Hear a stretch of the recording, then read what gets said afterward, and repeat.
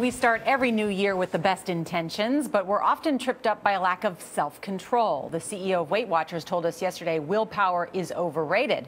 But New York Times science columnist John Tierney says you can work on it and improve it, and he explores the forces at work in his new book, Willpower, Rediscovering the Greatest Human Strength. Good morning.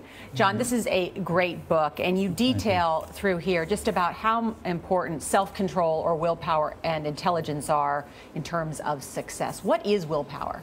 Willpower is what enables you to, it's this mental energy that enables you to exert self-control, to resist temptations, to follow through on those resolutions. And it's even the same energy that's used to make decisions. So it gets depleted by lots of things that you do all day long. And so, you say, sorry, go ahead, Norah. I was going to say, yeah, why is self-control so important in success? Well, you know, people with good self-control, they're happier in life, they do better in school, they do better at work, you know, their relationships are better.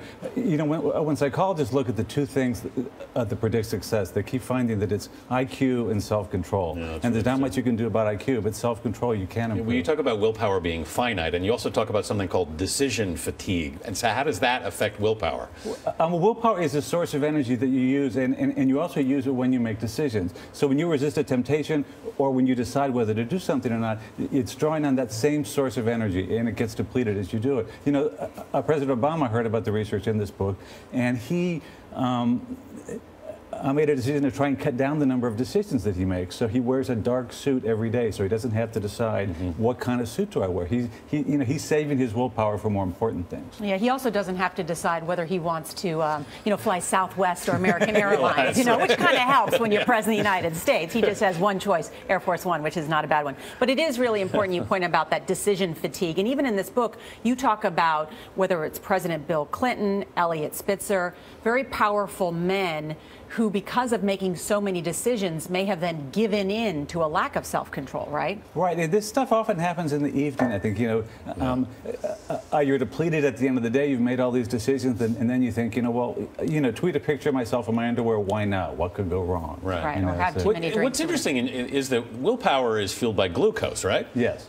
How does that work? Well, they found that when someone exerts self-control, it depletes their willpower. But then if you give them a drink with some sugar in it, it then replenishes it, and so you've got more self-control again. Now, we're not advocating that you go out and drink a lot of sugar-filled drinks. They do that in the lab because it's a real fast way to do it. But you need to, glucose comes from all the kind of foods that you eat, and you need to eat in order to replenish this willpower. And that's why dieters have such a hard time, because in order not to eat, you need willpower, but in order to have willpower, you need to eat. You're right. You're caught in this circle. We should point out, too, this is not just your ideas, John. You wrote this book along with Roy Baumeister, who has studied this and written. He's a great pioneer in self-control studies. Exactly. So there's a lot of studies behind this, and one of the studies you talk about is the marshmallow study, which I love, which is something to do with kids and marshmallows. Explain. Right. Well, they showed kids a marshmallow, these 4-year-olds, and said, you can eat this right now if you want, but if you wait until I come back, I'll give you 2 marshmallows. And they were just studying how kids did this, and they found that the kids did well by distracting themselves. But they discovered accidentally, 2 decades later, that the kids who had done really well at resisting the marshmallow, they did better in school, they had higher SAT scores, they had better relationships, they just did better in all kinds of ways in life. These pictures are amazing. Yeah, do you know any people like myself, I'm going to go home and do the marshmallow study on my own kids to determine their future success. How long do they have to wait for the second marshmallow? It was 15 minutes in that. Oh, that's impossible for a 4-year-old? Right. Oh my gosh, how many of these 4-year-olds passed that? I don't know. So what are some of the tricks we can use to improve our willpower? One of the big things you can do is to conserve your willpower. The people with really good self-control set up their lives so they're not using their willpower all day long. Right. They don't bring stuff home into their freezer. They make appointments at the gym, and instead of having to decide whether to go or not, they go with a friend.